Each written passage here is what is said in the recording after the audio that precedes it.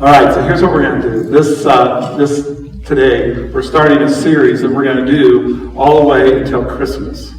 Okay, and we're doing it out of the book of Matthew. It's called Kingdom Values. In fact, it's going to be chapters 5, 6, and 7 of the Gospel of Matthew. And it's going to be a lot of fun, I think. In fact, we're doing the whole book of Matthew. In fact, look at this next slide. The whole book of Matthew we're going to do over the next several years. And the book of Matthew is organized around what we've called 5 discourses. It's kind of the fancy word we use in seminary. But a discourse is just an extended place where Jesus did teaching. And if you have a red letter edition of your Bible, which is kind of an old-fashioned thing that they used to do, but the red letters were the words of Jesus. And so if you had that, a discourse would be where there's a bunch of red letters together, a chapter or 2 or 3 put together. The book of Matthew is organized around these 5 discourses. Matthew did it for a purpose. None of the other Gospels are organized that same way.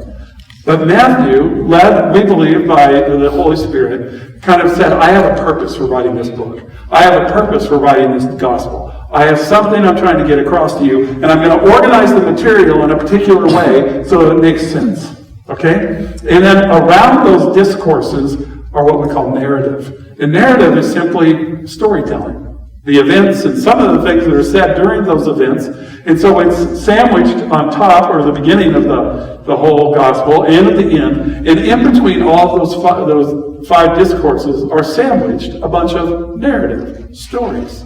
Things that happened. And some of the other things that were said. That's the way this book is organized. Now look, here are the 5 discourses. The kingdom values, the kingdom mission, the kingdom secrets, the kingdom life, and the kingdom transitions. Those are kind of the 5 discourses.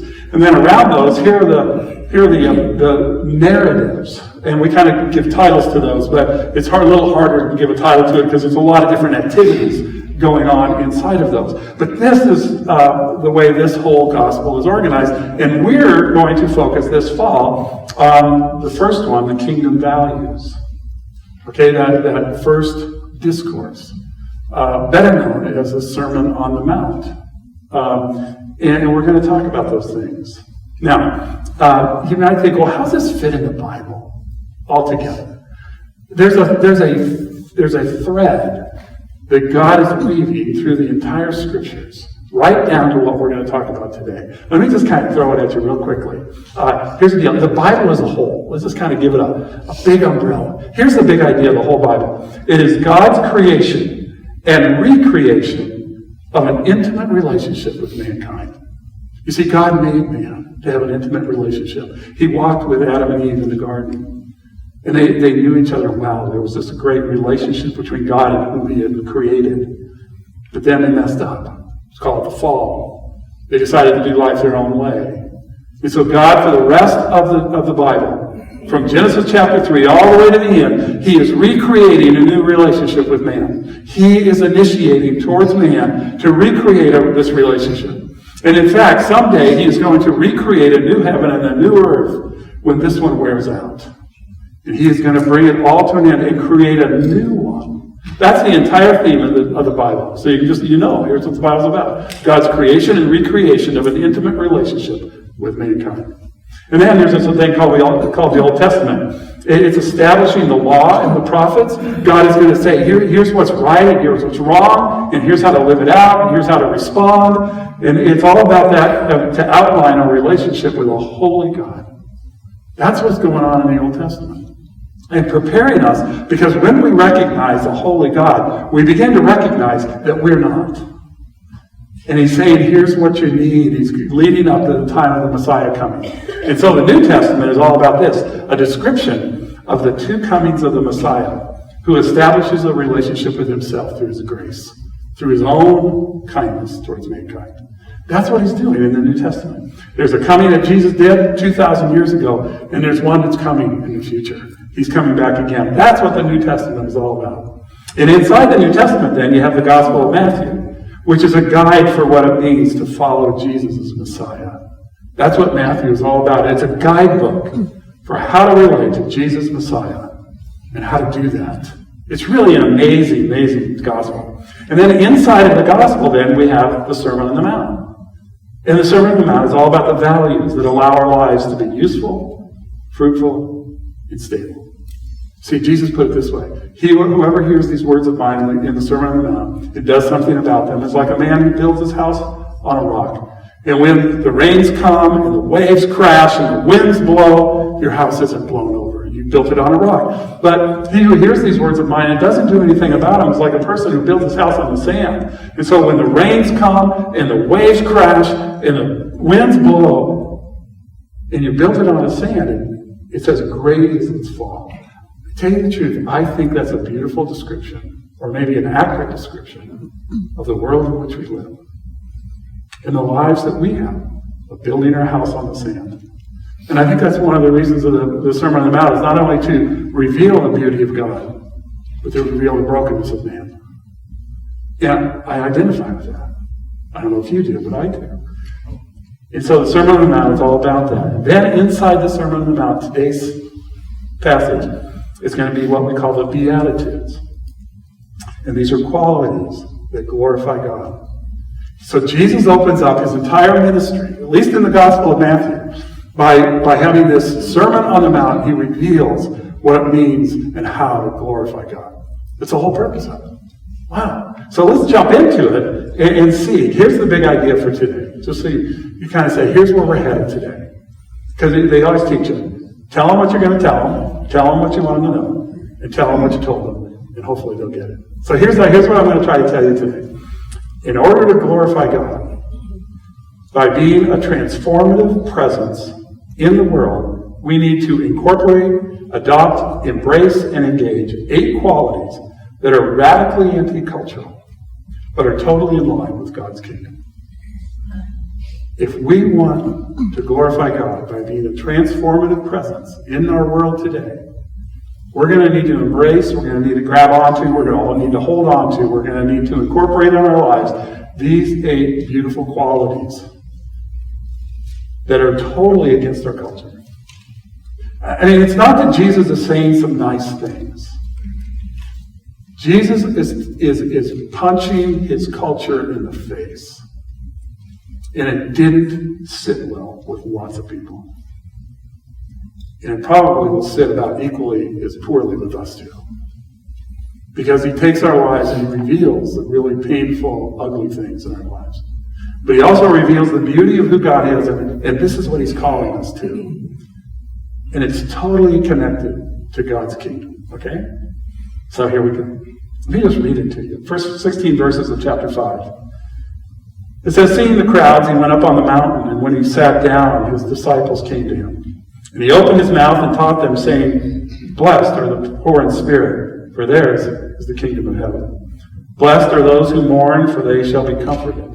Blessed are the meek, for they shall inherit the earth. Blessed are those who hunger and thirst for righteousness, for they shall be satisfied. Blessed are the merciful, for they shall receive mercy. Blessed are the pure in heart, for they shall see God. Blessed are the peacemakers, for they shall be called sons of God. Blessed are those who are persecuted for righteousness' sake, for theirs is the kingdom of heaven. Blessed are you when others revile you and persecute you and utter all kinds of evil against you falsely on my account. Rejoice and be glad, for your reward is great in heaven, and so they persecuted the prophets who were before you. You are the salt of the earth, but if the salt has lost its taste, how shall its saltiness be restored? It is no longer good for anything except to be thrown out and trampled under people's feet. You are the light of the world. A city set on a hill cannot be hidden, nor do people light a lamp and put it under a basket, but on a stand, and it gives light to all in the house. In the same way, let your light shine before others, so that they may see your good works and give glory to your Father who is in heaven. Wow. What a way to start a speech. Can you imagine? People beginning to wonder, whoa, it's incredible what he's saying. I want to just kind of walk through this today and see what it has to say for us, but I'd like to walk through it backwards. Okay? I'd like to start in verse 16. I'd like to highlight it here real quickly. And it says this. In the same way, let your light shine before others, so that they may see your good works. And let's underline this, and give glory to your Father who is in heaven. You see, God created us to live our lives as a light, as an illumination for other people, and not for our own glory. It's not for us. It's to glorify Him. And because He is the God of the universe, because He is a God of beauty, because He is a God of love, because He is a God of holiness, because He is an awesome and wonderful and incredible God. He's the only God, the real God, the living God.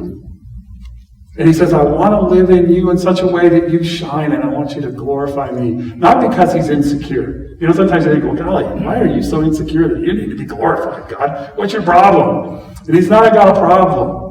But when we don't glorify God, we give glory to all the other things in life. To everything else and everybody else that beyond what it ought to be.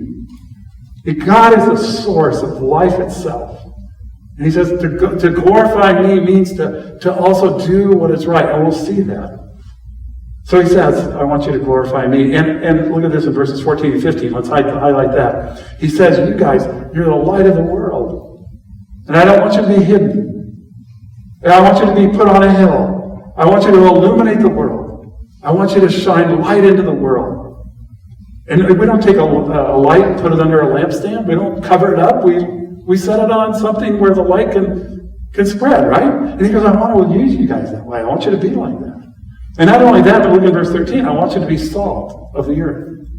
I want you, salt is a preservative. And it also adds taste, right? And I want you to be a people who preserve the goodness of life. I want you to be a people who bring taste to a world. That's what I want you to be. I want you to glorify me by being light and by being salt. Look at here, it says, but if salt has lost its taste, how shall its saltiness be restored? Here's the deal. Salt actually is a pure compound. It can't actually lose its saltiness. But in that day and age, in the time of Jesus, salt, there was nothing totally pure about salt. They couldn't evaporate water, kind of like we do today, and bring the salt out of it. Salt was kind of intermixed with other minerals and other qualities that ruined it if it wasn't taken care of. And when salt gets degraded by other elements, it loses its ability to do what it's supposed to do. And I wonder if that's what's happened in our lives too. That the saltiness that God has called us to be has been infiltrated and degraded by other things. And all of a sudden the salt doesn't work anymore. It's not helpful anymore. It doesn't preserve anymore. It doesn't give taste anymore. It's no longer good for anything except to be thrown out and trampled under people's feet. Often what they do is they take this degraded salt, this compound with other things in it, and they put it on their roofs, and where people would be. A lot of times in the Middle East, you'd hang out on your roof. That's kind of the place to meet and see things and do things. But they would just cover their roof with that. It's a flat roof because it wasn't good for anything else when it had been degraded by other things. I wonder if that's happened to us. So, what are these then qualities that may allow us to be salt and allow us to be light? And if by being salt, by being light, we can shine correctly and we can bring glory to who God is and the beauty of who He is. So let's just walk through these. Back in verse 3, we're going to highlight verse 3. Because Jesus went up on the mountain and He sat there and He was teaching His disciples. Now just so you know, so far in Matthew 10 is when He calls the disciples. So when He's referring here to the disciples who He's teaching, it's not just the 12. It's the hundreds. This is the height of Jesus' popularity at this point. This is where things are going great guns. There are thousands of people following Jesus. And so He goes up on this mountain and all these people come and He's teaching them. And so He opens His mouth. That's just a kind of a Jewish way of saying that He spoke to them and He taught them. And He's saying this. First thing He says is, blessed are the poor in spirit, for theirs is the kingdom of heaven. Now, this doesn't say, blessed are those who are spiritually poor. What he's saying is this. Blessed are the poor in spirit means to this. Let's just kind of put a box over here. To humbly acknowledge our spiritual bankruptcy. To be poor in spirit means to understand that our human souls in a fallen state are incredibly bankrupt. And it's grabbing a hold of that, understanding that. That without God in our lives, we are spiritually unable to do anything. That we're bankrupt. The longer I'm a Christian, the more I understand that. Somehow I thought I'd become a Christian and I would get to be just really, really a great guy. I'd have it all together. I'd be really slick. Well, I'll tell you what, that is not what I've become. I understand my brokenness more than I did 40 years ago. I understand that there's a bankruptcy in myself, and the only thing that I have of spiritual value comes from Him. And He's saying here, blessed are the poor in spirit, to humbly acknowledge our spiritual bankruptcy. And when we recognize that we understand that the kingdom of heaven is ours because of Him. The kingdom of heaven being a kingdom that is eternal and present. Blessed are those. This didn't, among the Jews, humility was valued. Among the Greeks, humility was valued. But usually not for other people's sake, but for our own sake. They kind of saw humility as a good quality to have so that I might be better. It's kind of like really be proud of how humble you are. That's kind of the way they looked at it. And in the Romans, they thought humility was a totally weak quality of your character. If you were humble, you were weak, and they would take advantage of it. But Jesus is saying, blessed are those who are humbly understand their bankruptcy. Their total inadequacy by themselves. For theirs is the kingdom of heaven. Wow. Look at this in verse 4. It kind of builds on it. It says, blessed are those who mourn, for they shall be comforted. Here's what that means. Let's box it. To deeply grieve both our personal sin and the sins of our community and the sins of our culture. To deeply grieve. Not just to acknowledge our bankruptcy, but to grieve it. Now, you guys, this is not very kind of cool in our culture, right? I mean, like, what are you talking about? You know, admitting that I'm bankrupt morally and spiritually. And in a mourning, that is not a very popular thing. But God is saying, Jesus is saying here, blessed are those who deeply grieve their sin. But they understand that their sin hurts everyone. Sin ruins everything. It ruins the internal function of the human soul. That it ruins relationships. That it ruins a culture. To mourn it, to grieve it. And those who mourn and grieve shall be comforted, it says. How often do we really grieve our sin? Grieve the things that we do that hurt ourselves and people and relationships and culture. And we grieve what we've done to what God wants to do in the world. You see, I'm convinced that in years past, the Christian church wanted to attract the non-Christian by our victory. We're like, we've got it together. You know, we smile, we look good, and we're like, hey man, we've arrived. You want what I've got? Come on over to Jesus. We've got it together. And I think our culture has grown tired of it. I think they've kind of excused us. And I wonder if what Jesus is saying is that maybe we might have a better chance of sharing the gospel out of our brokenness and out of our pain and out of the messed upness of life.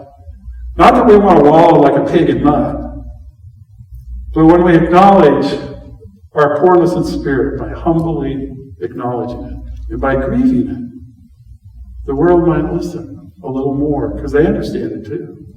They get it. The world's a broken place. Things happen, sometimes accidental, sometimes on purpose.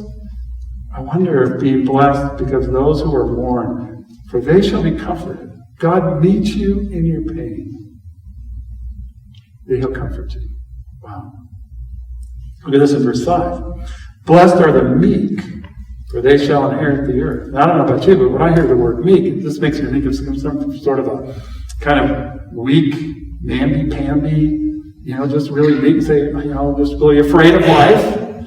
That's not what it means at all. In fact, the word meek means strength under control. And what I think he's saying here is blessed are those who have compassion for the spiritual bankruptcy of other people.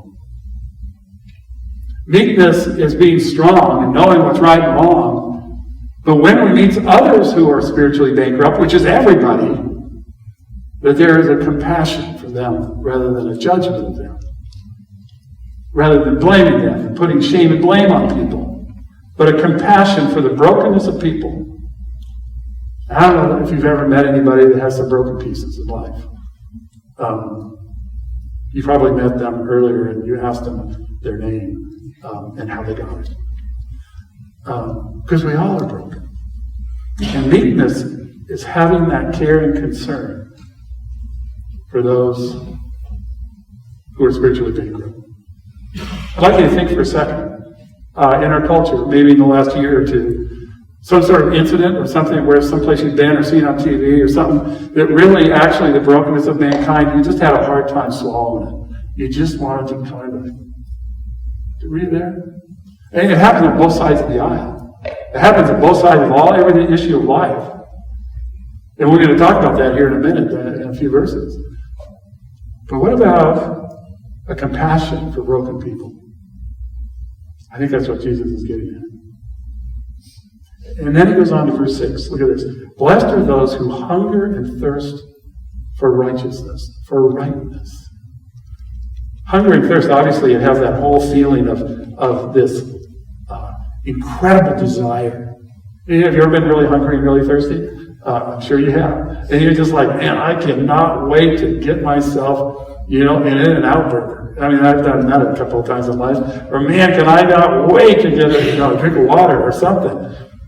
But that desire here it's a desire for rightness. I sure would love for life to be right and not to be broken. I think it's this, to ache for a life that reflects the holiness of God through the power of His presence. I ache for that.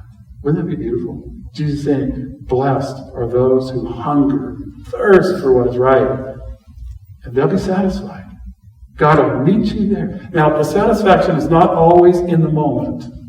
A lot of this is what we call eschatological, or down the road. And you have to wait for it sometimes. But blessed are those who hunger and thirst for righteousness, for they shall be satisfied. Do you hunger and thirst for rightness in your own life? I know we wish it for everybody else, right? Of course we do. We want them to do what's right. And I want you to judge me. I have a friend who always says, we judge others on their actions, and we want them to judge us on our intentions, right? And we go, yeah, well, I want you to do what's right, and I just want you to know that I intended to do what was right. I really did, and I didn't get there, but let me go. Do you really desire right in your own life? Jesus is saying, blessed are those who do, for they shall be satisfied. Look at verse 7. Blessed are the merciful, for they shall receive mercy. I think it's right on top of the other one, right? That we need to express mercy to people. And we'll receive mercy. When there's a kindness, it usually comes back around, right? When you treat people with respect as their humanity, no matter how broken it might be, their tendency is to treat you with respect too. And you offer mercy. It is a willingness to extend grace to those whose bankruptcy impacts you and others. Man, this is radical stuff. You ever had someone really do you wrong? treat you with contempt, with disrespect, talk behind your back, assign to you that which is they feel true, but maybe true, maybe partially true, maybe not true at all. Are you willing to extend grace to the bankruptcy of other people as it impacts you and people around you? As you are merciful, they'll be merciful too. And you'll receive God's mercy. It's amazing. Verse 8. Blessed are the pure in heart. Now this one gets really, when I get to this one, I kind of like shut down. I just kind of like want to go, okay. Verses 1 through 7, good enough. Let's just close it. Verse 8 gets way beyond what I'm ever comfortable with. Blessed are the pure in heart. I'm not sure I've ever had a pure motive in anything. Maybe a kind of pure, but not really pure. Usually not pure at all. But have I ever really had a pure thing in my whole life? Blessed are the pure in heart, for they shall see God. Wow. I think what he's talking about here is this, a single-mindedness. When you're pure in heart, you're just really focused, right? You really want something, you just get single-minded about it. You're purely devoted to that. But not only that, but it's a single-mindedness that desires the moral purity and beauty of the character of God. Are we pure in heart, single-minded, that desires the beauty and the character of God himself?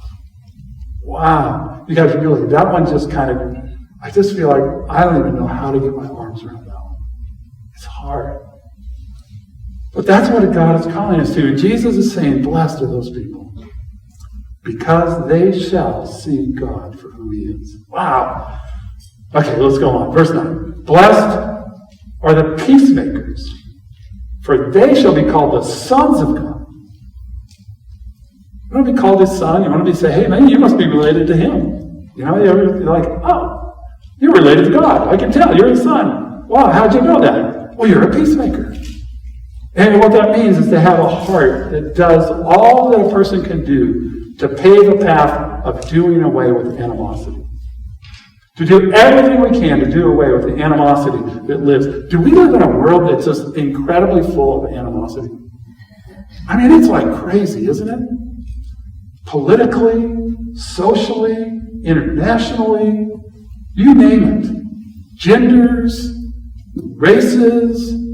The animosity, I think, is almost overwhelming. I wonder if this might be one of the greatest places where we could shine the light of Christ, is to pave a path that does away with the animosity between people. How can we do that? At school, in our workplace, in our neighborhood, in our city, in our country. The animosity is amazing. Could we be peacemakers? It doesn't mean to be weak. It doesn't mean to close our eyes. It means to be strong. It means to step forward. It means to sacrifice. I wonder if this might be one of the most beautiful places today we could be like him. All right, then the last one. There's 8. Here's the last one. It's kind of the longest one that Jesus talks about. It said, blessed are those who are persecuted for righteousness' sake, for theirs is the kingdom of heaven. Started out with the kingdom of heaven, right? Blessed are those who are poor in spirit, for theirs is the kingdom of heaven. He ends it here with the same thing. Blessed are those who are persecuted for righteousness' sake.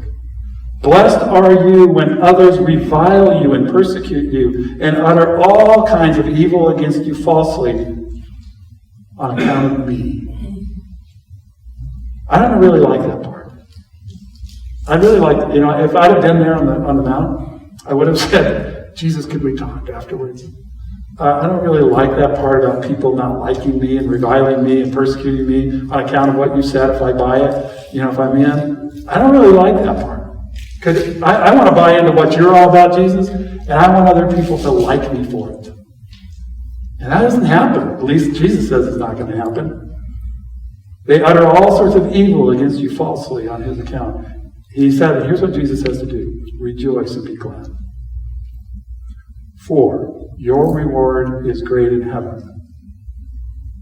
For so they persecuted the prophets who were before you. Standing up for what is right is not always popular.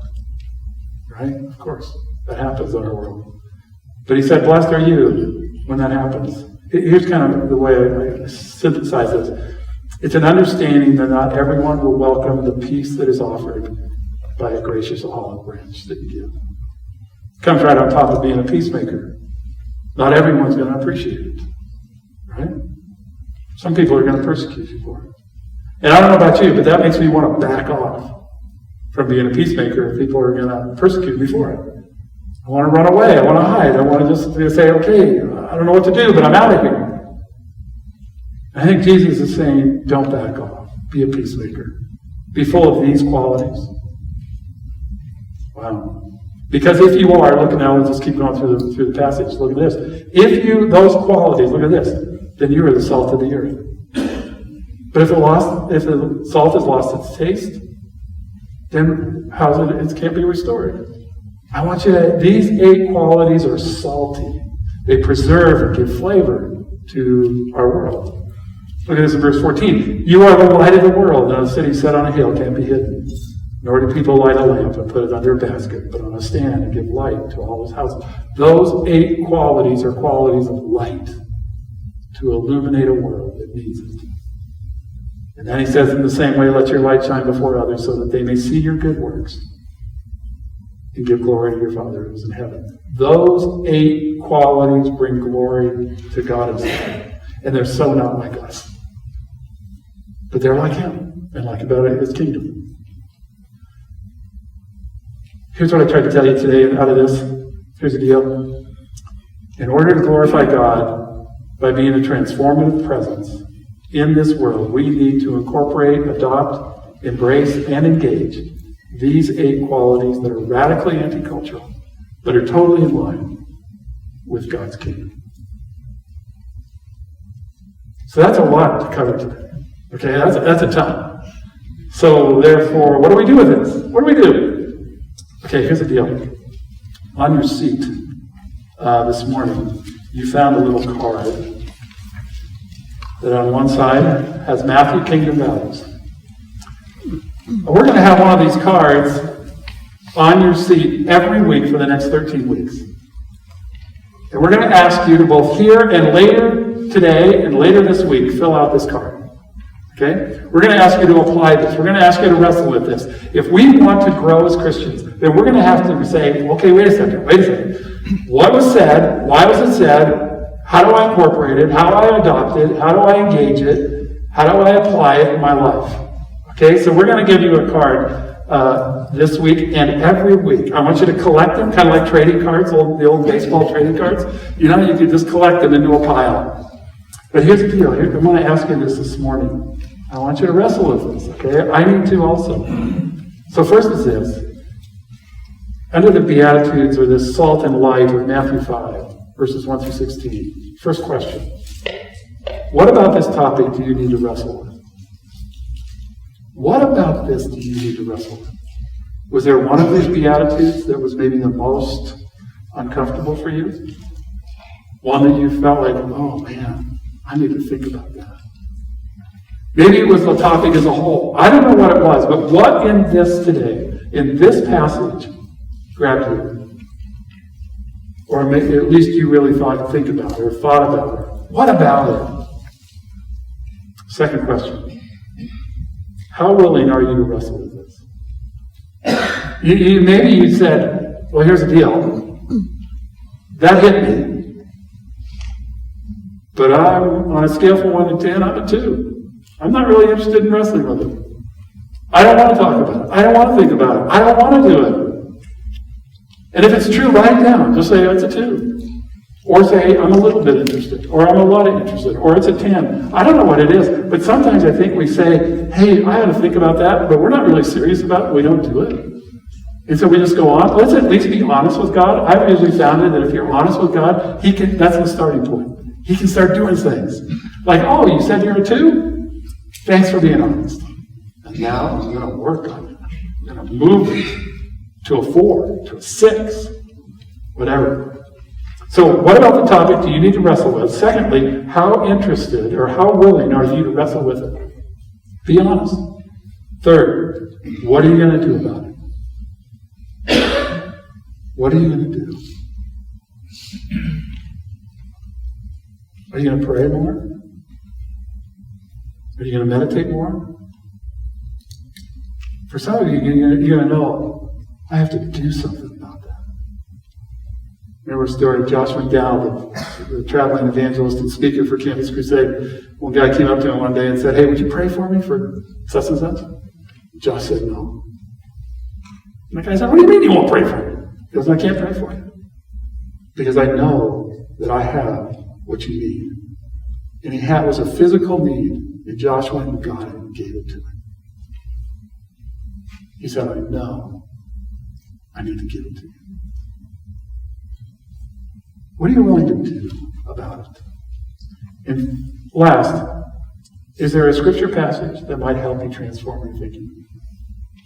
Is there maybe another passage that you know and you need to write it down on this card and you need to carry it with you? And I'd encourage you, take this to work with you. Put it on your desk. Think about it. Wrestle with it. Go, oh my gosh. Put it on the refrigerator. Maybe there's a passage you need to write down and think about it. What is it that you need to do? Let me just give you one possibility, okay? We'll wrap up with this. Look at 2 Peter chapter 1. This is such an incredible passage. This might be one you put out there. Look at this. His divine power has granted to us all things that pertain to life and godliness. Is that like quite a statement? His divine power has granted to us everything we need for life and godliness. Already, He's given it to you. Through the knowledge of Him, the interactive personal knowledge of Him who called us to His own glory and excellence, by which He has granted to us His precious and very great promises, so that through them you may become partakers of the divine nature, having escaped from the corruption that is in the world because of sinful desire. Wow! For this very reason, make every effort to supplement your faith. Your faith shouldn't just be skin deep. It's got to be deeper than that. Supplement your faith with virtue, with goodness, and virtue with knowledge, a deep set understanding of what life's all about. And knowledge with self-control. Don't just live life crazy. And with self-control, with steadfastness, a gutsy willingness to stand your ground. And steadfastness with godliness. Don't just be steadfast, but be godly. And your godliness with brotherly affection. And your brotherly affection with love. Look at this. For if these qualities are yours and are increasing, they keep you from being ineffective. They allow you to be useful. If you don't have these, they prevent you from being, they can allow you to be fruitful rather than unfruitful.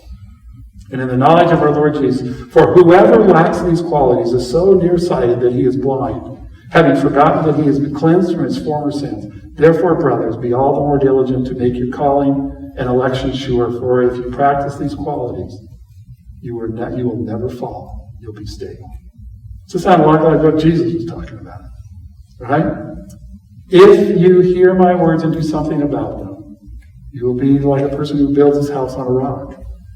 And when the rains come, and the waves crash, and the winds blow, your house will be strong.